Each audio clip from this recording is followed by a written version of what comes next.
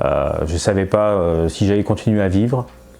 Il y avait la mort au-dessus de moi, comme au niveau de tous mes potes d'Act Up Paris, et c'était quelque chose de très prenant. C'était vraiment une période, je pense, très difficile, où je vivais le jour.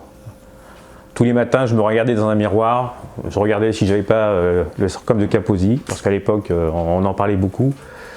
J'avais peur de mourir, honnêtement. Ouais. Ouais, je me suis motivé parce que moi, c'est la connerie humaine qui m'a fait me motiver. Je m'explique.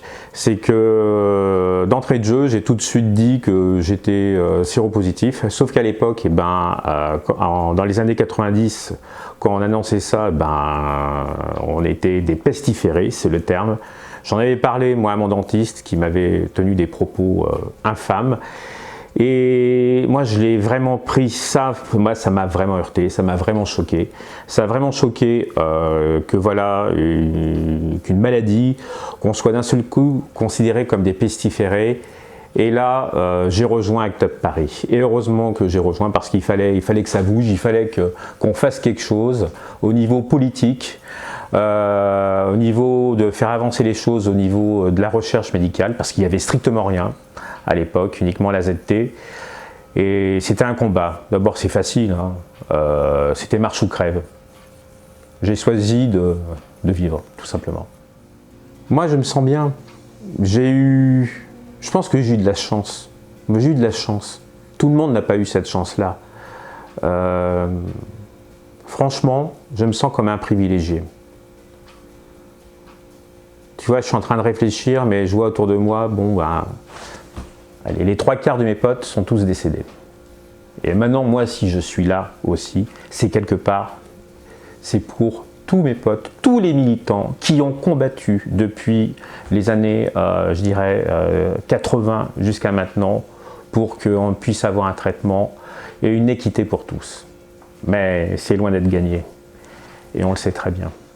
Les choses sont différentes, oui, mais là, le côté militant, on va dire qu'il y a encore beaucoup de choses à faire. C'est vrai que maintenant, je prends un traitement, mais malheureusement, il y a encore beaucoup de gens qui, sur Terre, n'ont pas accès à la trithérapie.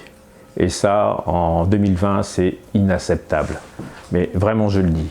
Et puis maintenant, je m'aperçois qu'il y a aussi d'autres facteurs qui interviennent.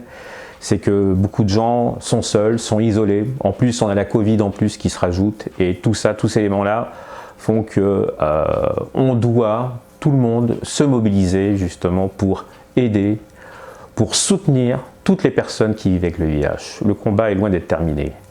Les gens ont l'impression que ça y est, oh, VIH, ok, il y a un traitement alors que c'est juste au niveau de la charge virale. Mais il y a encore beaucoup de choses à faire, sur le plan humain, sur le plan social. Moi, je suis fier de travailler à Maison Plein Cœur. Vraiment. Et le combat, je dirais, moi j'emploie le mot combat, hein, parce que doit continuer, on doit en faire beaucoup de choses encore. Et ça tous ensemble, en tenant compte de chacun. C'est l'écoute, c'est l'empathie par rapport aux personnes que je reçois, que j'écoute, c'est ça. Parce qu'il y a encore beaucoup, je dirais, de détresse humaine. Ouais, j'emploie le terme détresse. Et en discutant avec la personne, elles ont besoin, voilà, d'être accompagnées, qu'on trouve avec elles en tout cas des solutions, mais c'est vraiment un accompagnement. Mais il y a beaucoup de travail à faire au niveau de l'accompagnement. Plus que jamais, une chance que je t'ai, Maison Plein Cœur, donnez généreusement.